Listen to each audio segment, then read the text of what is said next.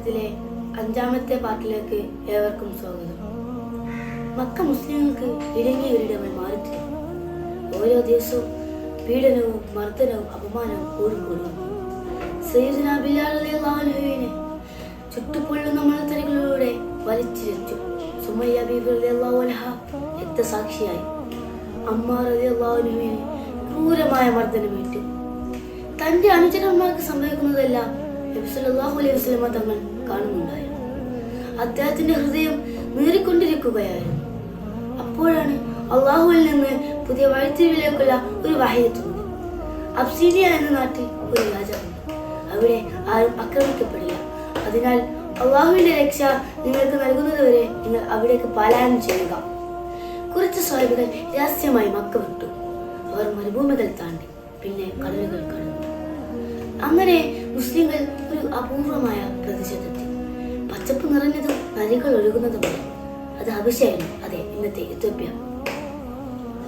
അവിടുത്തെ നീതിമാനായ രാജാവായിരുന്നു നജ്ജാശി. നീതി നിറഞ്ഞ ഹൃദയമുള്ള ഒരു പാവം ക്രിസ്ത്യാനി. അദ്ദേഹം മുസ്ലിങ്ങളെ സന്തോഷത്തോടെ സ്വീകരിക്കുകയും അവർക്ക് സംരക്ഷണം നൽകുകയും ചെയ്തു. പക്ഷേ ഖുറൈശികൾ അടങ്ങിയിരുന്നില്ല. അവർ അംർ ബിൻ ആസിനെയും അബ്ദുല്ല ബിൻ അബി റബീഅയെയും വിലയേറിയ സമ്മാനങ്ങളുമായി നജ്ജാശിയുടെ അടുത്തേക്ക് അയച്ചു. മുസ്ലിങ്ങളെ തിരിച്ചയക്കാൻ അദ്ദേഹത്തെ പ്രേരിപ്പിക്കുകയായിരുന്നു അവരുടെ പ്രധാന ലക്ഷ്യം. രാജകൊട്ടാരത്തിൽ ആളുകൾ തടിച്ചുകൂടി. ജഅഫർ ബിൻ അബി ത്വാലിബ് റളിയല്ലാഹു അൻഹു എഴുന്നേറ്റ് നിന്നുകൊണ്ട് ആത്മവിശ്വാസത്തോടു കൂടി പറഞ്ഞു, അല്ലയോ രാജാവേ, ഞങ്ങൾ അജ്ഞത നിറഞ്ഞ സമൂഹമായിരുന്നു. വിഗ്രഹങ്ങളെ ആരാധിച്ചു, ശവങ്ങളെ തിന്നു, അയൽക്കാരോട് ചീത്ത രീതിയിൽ പെരുമാറി. അപ്പോഴാണ് അള്ളാഹുവിൽ നിന്ന് ഒരു ദൂതൻ ഞങ്ങളിലേക്ക് വന്നത്. സത്യം പറയാനും വിശ്വസ്തത പുലർത്താനും കുടുംബബന്ധം ചേർക്കാനും അയൽവാസികളോട് നല്ല രീതിയിൽ പെരുമാറാനും അദ്ദേഹം ഞങ്ങളോട് കൽപ്പിച്ചു. പിന്നെ ജഅഫർ ബിൻ അബി ത്വാലിബ് റളിയല്ലാഹു അൻഹു ഈസാ നബിയെ കുറിച്ചുള്ള സൂറത്തുൽ മറിയമിലെ ചില വചനങ്ങൾ ഓതി കേൾപ്പിച്ചു. ഇത് കേട്ട നജ്ജാശി എന്ന രാജാവ് പൊട്ടിക്കുരഞ്ഞുകൊണ്ട് പറഞ്ഞു, ഇതും ഈസ കൊണ്ടുവന്നതും ഒരേ വിളക്കിൽ നിന്നുള്ള പ്രകാശമാണ്. അങ്ങനെ മുസ്ലിങ്ങളെ ഖുറൈശികൾക്ക് വിട്ടുകൊടുക്കാൻ നജ്ജാശി വിസമ്മതിച്ചു.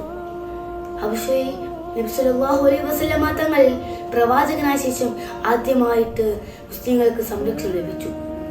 ഇസ്ലാം അക്രമത്തിന്റെ മതമല്ല, മറിച്ച് നീതിയുടെയും കാരുണ്യത്തിന്റെയും മതമാണെന്ന് ലോകം തിരിച്ചറിയുന്നതിന്റെ തുടക്കമായിരുന്നു ഇത്.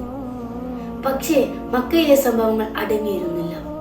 മുസ്ലിങ്ങളെ കാത്ത് കൂടുതൽ കഠിന പരീക്ഷണങ്ങൾ അവിടെ ബാക്കിയായിരുന്നു.